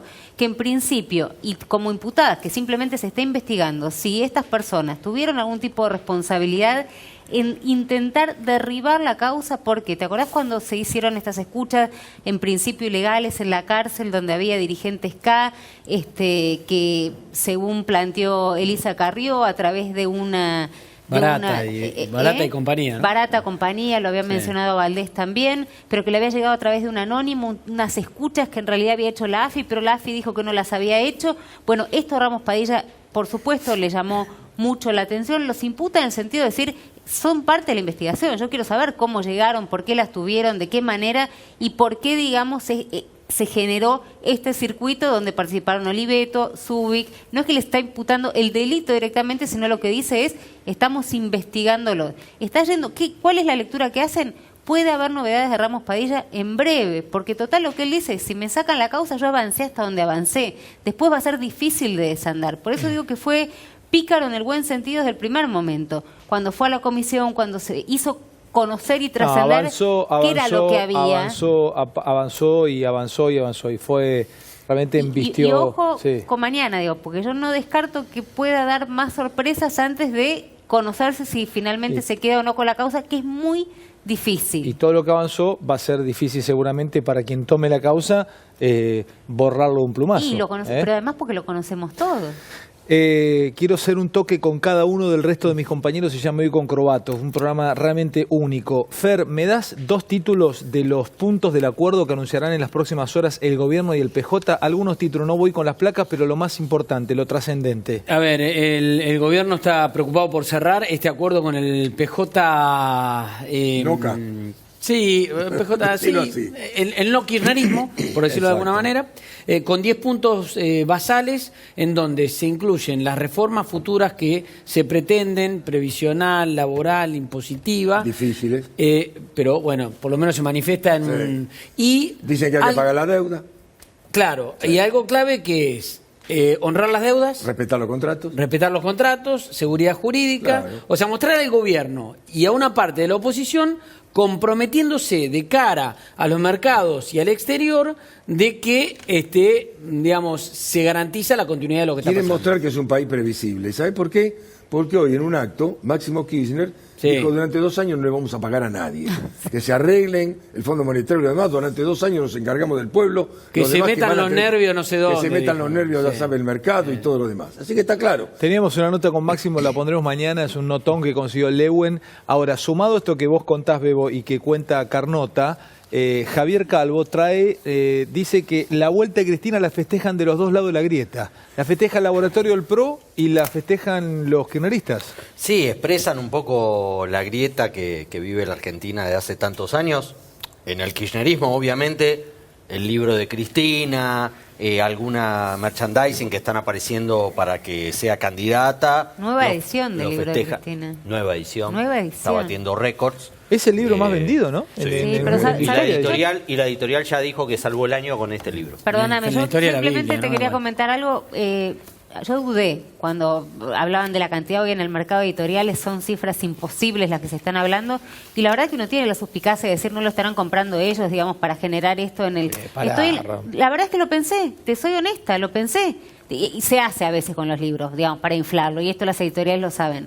Hoy estuve en la feria, yo estoy transmitiendo desde Nacional, desde la Feria del Libro. La cola que hay para conseguir el libro es impresionante. O sea, la verdad que esta especulación que yo hacía en función de cómo puede ser, ya están... Lo comprobaste in situ que no es así, que la gente está pidiendo el libro. Y hay mucha gente que está pidiendo el libro. Con esto lo que te va a decir Mario Negri mañana, ¿no? Parate, te voy a decir vos, porque esto te van a seguir gastando, Romy. Porque Te me no, te machirulean, jodiendo, te tengo un jodiendo. machiruleo por mesa acá. Dale. Uno. Cortita, 2. La primera, en el libro ella dice que los que lo salvó a todos fue Remenelikov, nunca Labaña. Y ayer, en el Sí, acto que había sí. entre Hugo Moyano y Pablo Moyano, le dijeron a un periodista lo que tenía que preguntar. El periodista fue, ¿usted qué piensa de Labaña? Le preguntaron a Moyano. Y Moyano, ¿qué dijo? Es la continuación de Macri. Señores, me voy a charlar con Crobatos en la historia. Gracias Alfredo, gracias Romy, gracias Bebo, gracias Rosendo, gracias Javi, gracias Fer. Y Chao, me vale. acompañan, es una historia tremenda también la que voy a analizar en un ratito. ¿Cómo andás? ¿Qué tal? Un gusto. Un gusto conocerte. Igual. ¿Todo bien? Excelente. Bueno, vos sabés que me puse a leer tu historia. Ya te había escuchado esta mañana con Fernando y te seguía en algunas entrevistas que diste. Te leí también una entrevista en Infobae. Y a mí me gusta mucho el cine, me gusta mucho la literatura, las novelas. Te juro que no sé dónde marcarlo. O sea, lo que viviste es de todo un poco. Vamos a empezar. Ojalá que pueda llevarte de la mano para que le cuentes a la gente esta historia que estuviste preso, te fugaste, saliste con tu familia, viviste allá, ayudabas. Pero vamos a empezar por el principio. ¿Vos sos argentino? Correcto. ¿Vos de dónde sos? Soy argentino por opción. Nací en Caracas, mi padre es argentino. Sí. Como he dicho algunas veces, uno no es argentino por donde nace, sino por cómo lo crían. Mi abuela se aseguró en la casa que yo fuese argentino, aunque estuviese en Venezuela. O sea, vos naciste en Caracas, Sí. pero no habías vivido nunca en Argentina. Sí, hace años estuve acá. De hecho, mi hijo mayor nació acá. Pero como digo, mi abuela me crió como argentino. Yo Bien. aprendí totalmente y venía con frecuencia a ver a la familia. ¿Qué edad tenés vos? Ahorita 52. 52 años. O sea, vos llegaste a Venezuela en el momento que el tiempo que viviste en Argentina, ¿quién era el presidente acá? Acá era ya la época de Kirchner. De Kirchner. Sí, hace unos 12, 13 años. ¿Y después te fuiste a vivir de nuevo para allá? Sí. ¿Y quién estaba de presidente allá? Todavía Chávez. Todavía Chávez. O Sí. sea, vos llegaste allá y era Chávez el presidente y después llegó Maduro. Sí. ¿Te recibís de abogado allá? Sí. ¿Te recibís de abogado Sí, allá? hace casi 30 años. ¿Y empezaste a hacer qué tipo de defensa de allá? ¿Dónde trabajabas? Y después terminás como director de una cárcel, que eso te termina salvando la vida. Sí. A ver. Yo siempre quise ser abogado penalista y criminalista. A raíz de esto, trabajé con la Policía Metropolitana de Caracas, con la Dirección de Inteligencia del Ejército, después de haber prestado mi servicio militar en la infantería, porque quería aprender cómo eran todos los procedimientos, porque todo eso lo podía aprovechar para mi trabajo como abogado penalista.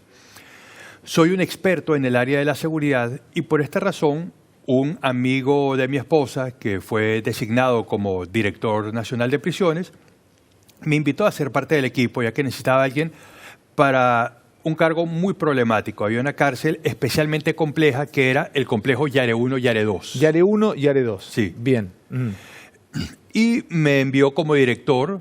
donde estuve unos cuantos meses, sin ninguna modestia, con muchísimo éxito, según las cifras del propio ministerio, ya que pude reducir las estadísticas de muertos, heridos y fugados. O sea, fuiste como director del penal. Correcto. De Yare 1 y Yare 2. Sí. Vamos a empezar a meterme un poco en tu historia, porque me parece realmente sacada de una novela. Y si Netflix te quisiera comprar los derechos o alguien te quisiera comprar los derechos, seguramente sería taquillero. Una noche estabas durmiendo en tu casa, estabas con tu señora durmiendo, y te llaman por teléfono y te dicen, mira, están allanando un domicilio acá cerca, venía a dar una mano, venía a dar una ayuda porque no tienen asistencia legal, como le podría pasar a cualquier abogado, o sea, Cuño Libarón, a cualquiera acá, y vos, ¿cómo fue? ¿Te pusiste la ropa y fuiste al allanamiento? Sí, yo conocía al que fue mi defendido porque yo era cliente de su negocio. Él tenía un lavadero a 1 cuadra de mi casa y vivía a 2 cuadras de mi casa. ¿Lavadero de qué tenía? De ropa. Lavadero de ropa. Sí. ¿En Caracas vivías vos? En Caracas. ¿En qué barrio vivías? Chacao. En Chacao. Sí. Estabas en tu casa durmiendo en el Chacao. Sí. Yo vivía a 5 cuadras del lugar donde el presidente Guaidó se juramentó. Bien, entonces el tipo te llama tarde, o sea, te avisa. Eran más o menos las 4 de la mañana, me llama, yo oí el teléfono, lo apagué pensando, oye, el despertador, vuelve a sonar el teléfono. Vos estabas durmiendo con tu señora, tranquilo, en tu casa, y sonaba el teléfono, sonaba, dale, entonces atendés. Al final atiendo y oigo una voz que me dice, me están allanando la casa, ¿puedes venir? Y yo digo, ¿pero quién es? Yo estaba completamente dormido. Me dice, soy yo, Marlene, era la esposa de mi defendido, de mi amigo. Yo a mi esposa, mira, están allanando la casa de Nacho, voy a ir a ver qué es lo que pasa, me pidió que lo asistiese. Es un trabajo normal para todo abogado penalista. Más de una vez a uno le ha pasado que ha asistido a un allanamiento para defender a las personas que están ahí, para asesorarlos. Llego, la policía me recibió de bastante mala manera, no me permitieron presenciar el procedimiento, sino después de haber finalizado me dijeron, mira, esto fue lo que conseguimos, pero salte otra vez. Cuando terminan todo el procedimiento me dicen, vamos a la comisaría porque tenemos que revisar las actas. A todo eso vos le habías dicho a tu mujer, voy al allanamiento, acompaño y vuelvo. Sí, yo le dije, yo regreso, yo me encargo de llevar a los chicos al colegio. Listo, perfecto. Vas a la comisaría, la policía te dice, acompañan a la comisaría. Sí, entonces le digo a mi esposa, mira, lleva tú los chicos al colegio porque voy a acompañarlos a ver qué va a pasar porque se quieren llevar a Nacho. Llega a la comisaría, después de un par de horas me dicen, usted también está detenido. Yo, ¿pero yo por qué? Si yo soy el abogado. En el acta policial consta que yo llegué después que ustedes, ni siquiera estaba en el sitio esperándolos, o sea, no pueden relacionarme con nada. Me dicen, órdenes superiores.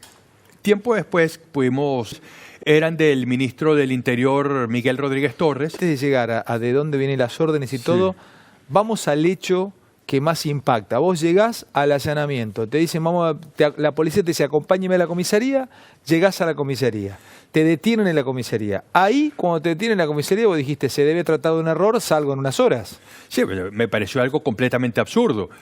Que yo había ido, inclusive, porque los policías me dijeron, vamos para tomar declaraciones de sus clientes, de sus representados, a ver qué es lo que se va a hacer con ellos. Digo, bueno, vamos, algo normal.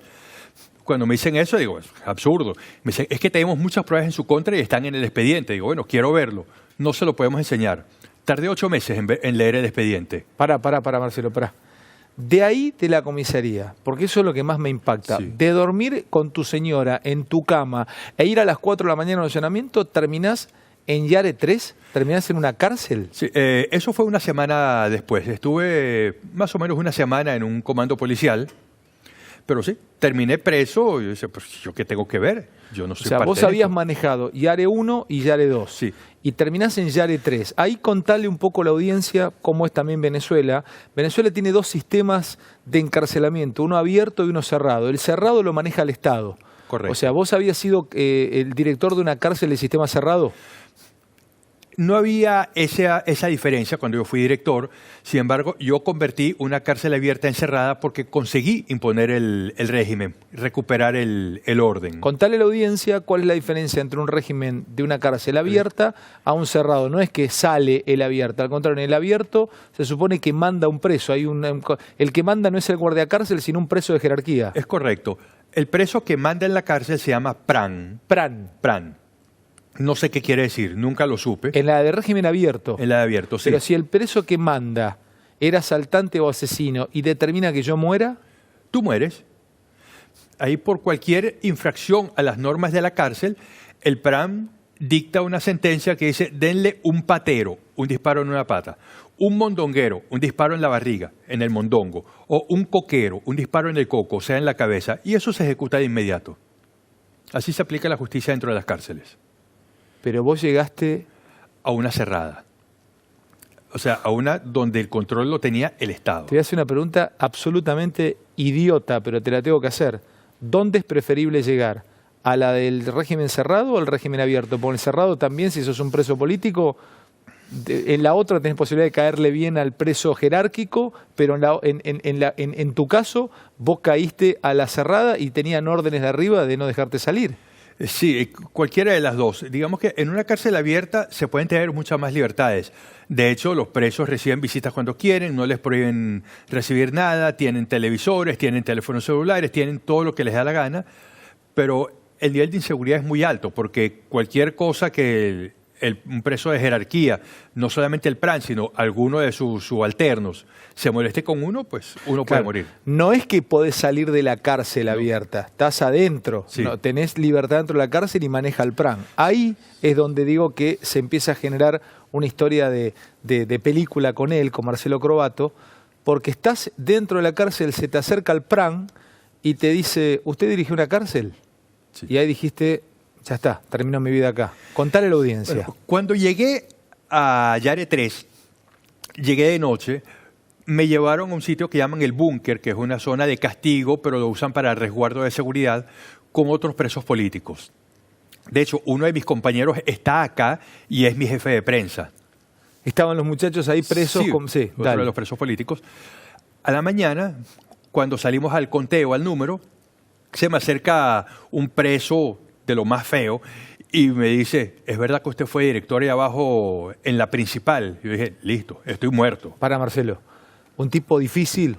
¿Era PRAN? No, era un preso común porque ahí no había PRAN, era una cárcel con régimen del Estado. Ah, con régimen del Estado. Sí. El tipo te dice, usted manejó una cárcel. Sí. Me dice, usted fue director allá abajo en la principal, que fue Yare 1. Yo dije, a pesar de que era una cárcel con régimen del Estado, podía costarme la vida. Yo no digo nada, me quedo impresionado porque jamás pensé que ya lo iban a saber. Y él me dice, no se preocupe, quería saber si era usted, pero no se preocupe. Como 3 semanas después se supo porque la presidenta del Colegio de Abogados de Caracas dio unas declaraciones en televisión, dijo que yo había sido director de la cárcel de Yare 1, que cómo es posible que me hayan mandado a la misma cárcel. En un televisor que había en la cárcel lo vieron y enseguida los presos me preguntaron. Me preocupó mucho. Y enseguida en el primer número le pregunté a este mismo preso, mira, ¿cómo lo supiste? Y además, me imagino que querías saber por qué seguías viviendo. Porque sí. El tipo te podría haber dicho, no te hizo nada. Entonces, ¿cuál fue la respuesta? Sí, es que su población, o sea, los presos que yo tuve, llamaron para decir que usted fue un buen director. Demasiado duro, demasiado estricto, pero jamás injusto. Que no le causásemos problemas. No. O sea, usted fue un director duro, pero justo. Sí, ellos decían que yo era muy justo, que jamás castigué a nadie que no se lo mereciese y más bien los protegía algunas veces de los desmanes de la Guardia Nacional porque yo decía las cosas con el orden debido. Sin embargo, yo apliqué la disciplina de una forma durísima porque tenía que controlar una oleada de sangre. Yo recibí con 4 muertos y 12 heridos a la semana. Entregué con un muerto cada 3 meses y un herido a la semana. Pará, Marcelo, pará. ¿Recibiste el penal, eras el director y se morían cuántos presos por semana? 4 asesinatos por semana y 12 heridos aproximadamente. Y el director anterior tuvo 26 fugados en 22 días, que duró su... ¿26 fugados en 22 días? Sí, y por eso lo destituyeron y me nombraron a mí. Pero entonces, ¿y vos a los meses terminás preso en la cárcel donde vos... Eso fue muchos años antes. Está bien, pero sí. Está bien, pero sí. En la misma cárcel, o sea, en la misma cárcel. Parece el Marginal, o sea, es una historia así, tipo, es increíble. ¿Cuánto estás preso en el Yare 3? Casi 1 año.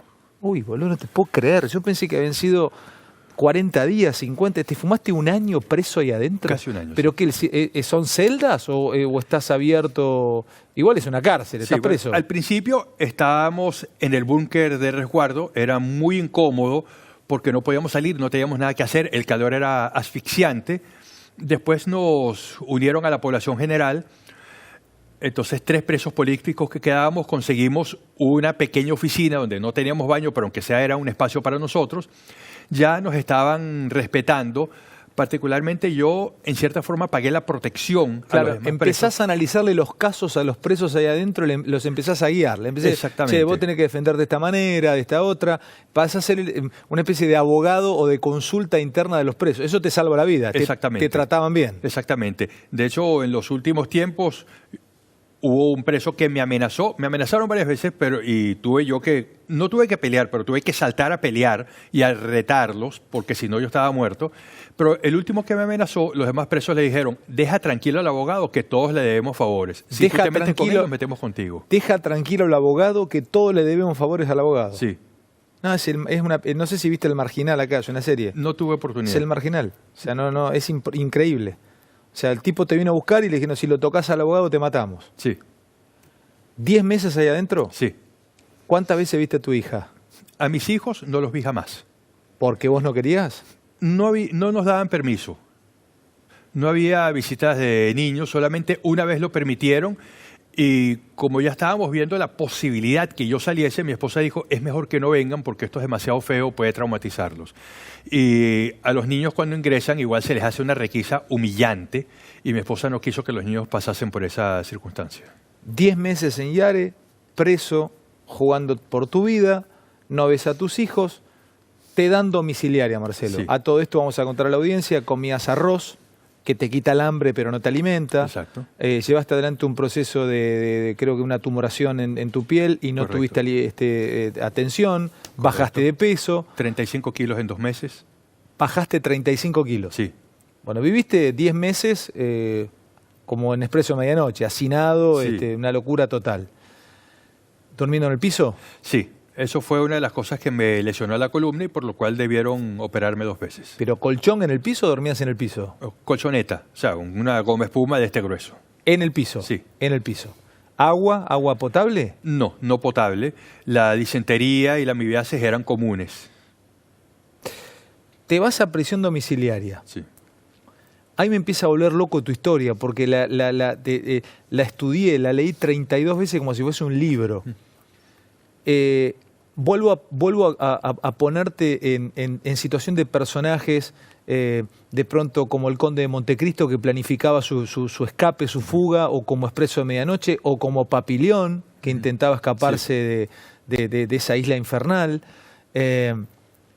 Leo que para escaparte con tu señora y con tus hijos, ahora me vas a contar cómo fue la fuga, planificaste hasta engrasar las bisagras de la puerta de salida de tu edificio para que cuando lo abrieras a la madrugada no crujiera, ni hiciera ruido, ni llamara la atención. Es correcto.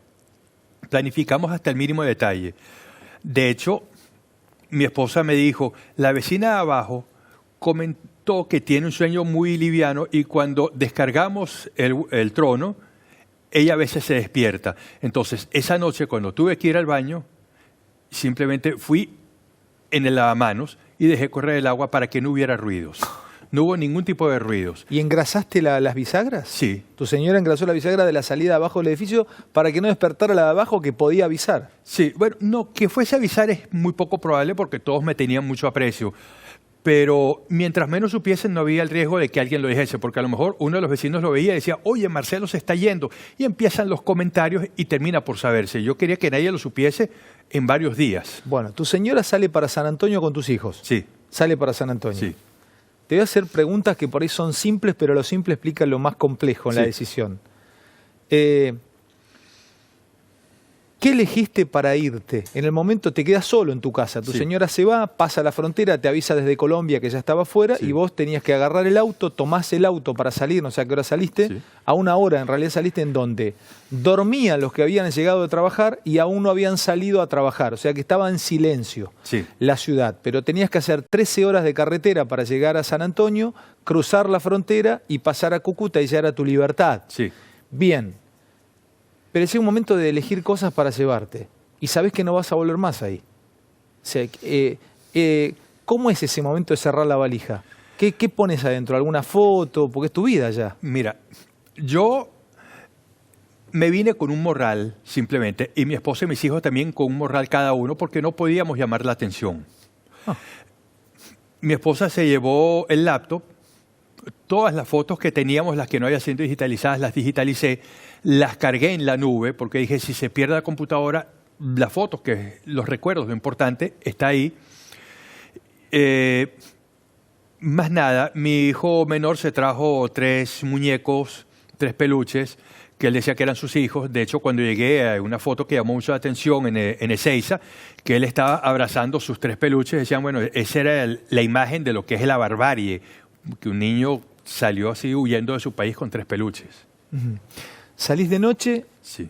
¿13 horas de auto? Sí. ¿Qué auto? ¿Te acordás del auto, la marca? Sí, por supuesto, pero no lo puedo decir. Bueno, saliste en un auto. Sí. ¿A dónde te fuiste? Directamente, hay una entrada a la autopista, más o menos a 500 metros de mi casa. Me estaba esperando una persona con un auto. Yo tenía documentos truchos y él también, y él tenía una credencial trucha de coronel. Por si acaso nos detenían por el camino. Una vez que nos detuvieron, él simplemente demostraba la credencial, apenas se acercaba, porque hay 22 retenes policiales. Retenes son controles. Alcabalas, sí. Escúchame, ¿cuánto hay en kilómetros? Porque 13 horas no es lo mismo que kilómetros. Ustedes están acostumbrados a decir tantas horas de viaje, pero por ahí son 300 kilómetros y los tenés que hacer en 13 horas. ¿Cuánto hay más o menos en millas o en kilómetros desde Caracas a San Antonio? Creo que debe haber por lo menos unos 800. 800. Sí. ¿Los hiciste de noche? Parte de noche, la mayor parte de día, porque hay un trecho bastante cerca de Caracas que es muy peligroso para hacerlo de noche por los asaltos. Entonces no podíamos hacerlo todo de noche como yo habría querido. O sea, sí o sí pasa por ahí y te asaltan. Sí. Bien, entonces... Porque ponen cosas en el camino, arrojan clavos, entonces de noche es muy peligroso. ¿Decidiste hacerlo a la madrugada cuando salía el sol? Sí, casi saliendo el sol, calculando que pasaríamos por ese sitio cuando ya habría salido el sol. Bueno, ¿hiciste el tramo? ¿Paraste en la ruta? ¿Paraste al baño? ¿Paraste a comer? Nada. No, comer en el auto. Llevaba unas galletas, unos chocolates y fue todo. ¿Y todo el tiempo el estómago cerrado, nervios? Llevamos suficiente agua, nos paramos 2 veces para ir al baño, donde aprovechamos para recargar combustible. 2 veces nos detuvieron y apenas se acercaban los funcionarios, mi amigo mostraba la credencial y se decía, disculpe, mi coronel, que lo habíamos molestado, pasa adelante. Yo le decía, muévete rápido porque cualquier cosa... Yo me muero aquí del susto, y eso que yo me había afeitado, porque yo usé barba toda la reclusión, me afeité, me quité los lentes, entonces... ¿Eras otro? Era otro, totalmente distinto. Yo sin lentes de lejos veo bastante bien para leer, es que los necesito... ¿Tu amigo se quedó allá? Sí. Qué héroe, loco, qué historia de amistad tan hermosa, porque se jugó por vos la vida el tipo. Sí. Qué historia de amigo, es tu hermano ya. Sí. Realmente esas cosas eso es jugarse por un amigo, ¿eh? Sí. ¿O no, Marcelo? Eso es un amigo de verdad. Eso es un amigo de verdad. Sí. Llegaste a San Antonio, tu señora del otro lado. Sí. Estás reviviendo ese momento, Marcelo. Me imagino que debe ser para vos muy movilizante. El día más largo de mi vida y el día que me salieron todas las canas que tengo. Tuve que esperar varias horas en San Antonio. Me dieron unas credenciales especiales que indican que uno cruza con frecuencia la frontera, porque hay mucha gente que pasa de San Antonio a Cúcuta a comprar o a trabajar, lo que sea. La movilidad es muy grande, con eso prestan menos atención. Perdón. Entonces me las dieron, pero me dijeron, tienes que esperar unas horas más. Yo estaba que me moría, porque decía, yo veía del otro lado de la ciudad de San Antonio y no podía cruzar, pero había que esperar el momento, hubo un corte de luz, los guardias estaban cansados, bajo el sol. Tuviste suerte, se corta la luz. Sí, en Venezuela los cortes de luz han sido frecuentes y en la provincia del Táchira más todavía. O sea, eso no era de extrañarse que sucediese. Hay momentos en que abren la frontera, no hacen control porque es cuando justamente empieza a cruzar todo el mundo que pasó a un lado, que quieren regresar a su país, y ahí es donde yo me meto. ¿Qué hora era?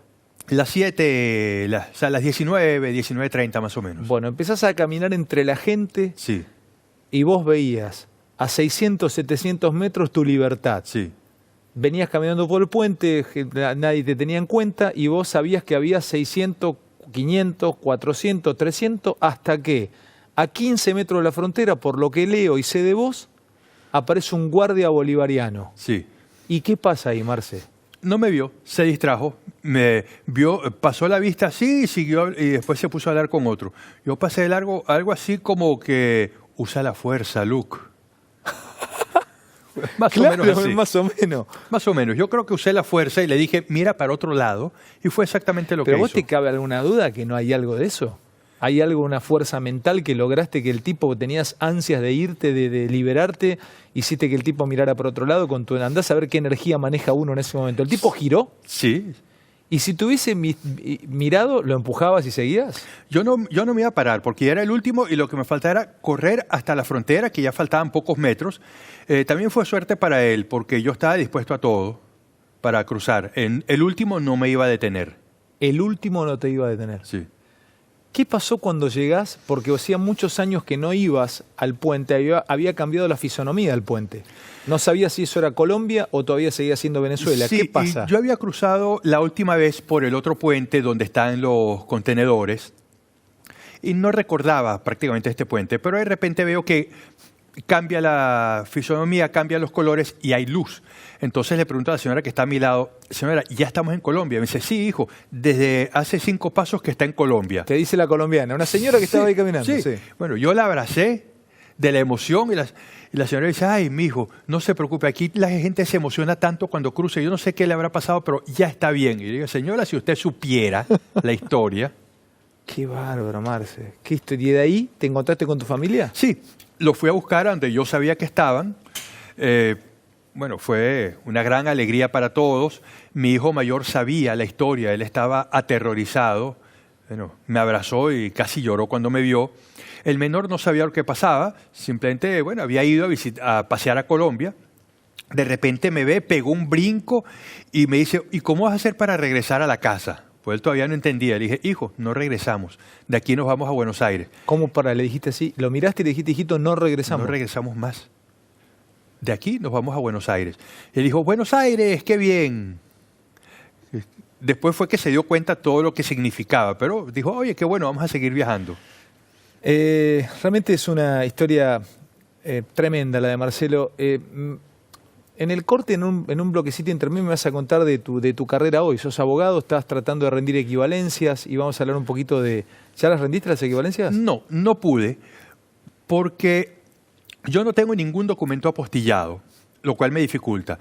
Quise integrarme en un proyecto que estaba llevando la Universidad Kennedy para abogados venezolanos, en la cual ellos nos iban a reconocer algunas materias que son razonablemente similares, como filosofía del derecho, introducción al derecho, derecho romano, cuestiones que son iguales, y tendríamos que rendir más o menos unos 2 años para las materias que son distintas. Sin embargo, hubo fuertes inconvenientes con funcionarios del Ministerio de Educación. Hay alguno que parece que se molestó mucho con el proyecto y con nosotros. De hecho, amenazó con deportarme sin saber que soy argentino, porque él dijo, un tal abogado de la Universidad Central que está ahí, los podríamos deportar porque mintieron si están estudiando derechos porque no son abogados. Yo dije, me vas a deportar a mí, que soy argentino. Digo, además el Ministerio de Educación no deporta a nadie, pero obligó a la universidad a exigirnos el título de bachiller apostillado y convalidado. Yo no lo tengo. Yo ni siquiera sé dónde está, y menos apostillado. Yo no tengo ningún documento apostillado. Si te lo van a mandar, además, ¿sí? No te lo van a mandar. No, es que yo no tengo nada apostillado porque si hubiese apostillado un solo documento, habría estado notificando al gobierno que nos íbamos. Entonces yo tuve que venirme sin nada apostillado. Voy a seguir charlando un ratito con vos de esta vida. Nos caen muy bien ustedes a nosotros. Bueno, vos sos argentino, sí, Marcelo, pero yo creo que en este tiempo hay mucho venezolano en Buenos Aires, hay pocos en el interior, y este programa es muy federal. Tienen todos una calidad humana realmente muy, muy, muy grande. Qué historia, muy movilizados del otro lado. Muchísima gente me escribe por WhatsApp, sorprendidos con la historia de Marcelo. Marcelo Croatto, en un minutito tiene algo para contarnos, algo que decir, algo que contarles a todos ustedes. Es una historia de vida, la de este, argentino, venezolano, y que ha vivido todo lo que ustedes escucharon recién. Marcelo, ¿estás trabajando con qué? ¿Un proyecto sobre qué? ¿En lo profesional o en lo personal? En lo personal y en personal, y lo profesional. Bueno, en lo profesional, como no puedo ejercer, me traje la representación de una empresa que era cliente mío en Venezuela y se tuvo que ir. Son unos amigos que son de Rosario, se tuvieron que ir para Venezuela y de Venezuela se fueron por la dictadura. Ellos fabrican maquinarias, robótica para producción industrial y me dieron la representación para Argentina para traer la marca. Estoy desarrollando eso ahorita. Y en lo personal estoy creando una fundación para trabajar el tema de derechos humanos en Venezuela. Tenemos 2 proyectos. Uno se llama Justicia Infinita, que es para sustanciar expedientes sobre todos los casos de violación de derechos humanos, pero no los grandes casos. No me interesa el ministro de la Defensa, sino cada uno de los que han cometido las barbaridades, como el guardia que asesinó al muchacho atropellándolo con la tanqueta, porque el muchacho murió hace unas horas. Entonces, sustanciar esos expedientes para poder denunciarlos en cualquier parte. Para esto tenemos el apoyo del Centro Wiesenthal. Hablé con ellos y se entusiasmaron muchísimo porque es exactamente lo mismo que hicieron respecto a los criminales nazis. Yo lo pienso hacer respecto a los criminales en Venezuela. Y el segundo proyecto de la Fundación es Memoria Infinita, también relacionado con el Centro Wiesenthal. Queremos hacer un memorial para que nunca nos puedan decir que esto no ocurrió. Porque hay mucha gente que nos dice, estás confundido, estás alienado, los gringos te lavaron la cabeza. Me lo dicen acá, yo digo, pero no tienes vergüenza, yo estuve allá, yo lo vi, tú me vas a enseñar a mí lo que yo vi y decirme que yo estoy equivocado, que lo que yo vi no lo vi. Entonces queremos hacer un memorial para que jamás pueda decirse Te la que discuten algunos, ¿no? ¿Cómo? Te la discuten algunos. A cada rato. O sea, increíble la desvergüenza que tienen. Y en televisión me lo hacen y me encanta cuando lo hacen porque ahí es cuando les doy más duro. Y digo, ¿me lo vas a discutir a mí? Vamos a hablar con base. Yo te puedo decir los detalles precisos. Y a veces le digo, no te voy a decir lo que me contaron, te voy a decir lo que yo vi directamente para ver cómo me lo reclamas. Porque siempre me pueden decir, bueno, si alguien te lo contó, lo pudo inventar, lo pudo exagerar. No, lo que yo vi, ahora yo soy el testigo. ¿Me vas a despedir la nota? Después de todo esto que viviste, ¿qué es lo más preciado y qué es lo que más valorás en tu vida, Marcelo? Hoy, pará. Déjame ir un corte y me lo contás para cerrar. Bien. De hecho, al principio tenía tan poca oportunidad para comunicarme con ellos que sorprendieron una conversación donde uno le dice al otro, es que papá murió y no nos quieren decir nada. Entonces, poder estar con ellos, compartir con ellos, salir. Por ejemplo, yo fui coentrenador de su equipo de fútbol en Venezuela. Por 4 años me perdí, obviamente, todo entrenamiento y todo partido. Y ahora no me los pierdo, jamás. Marcelo, gracias por esta charla. Gracias por tu historia, por haberla compartido.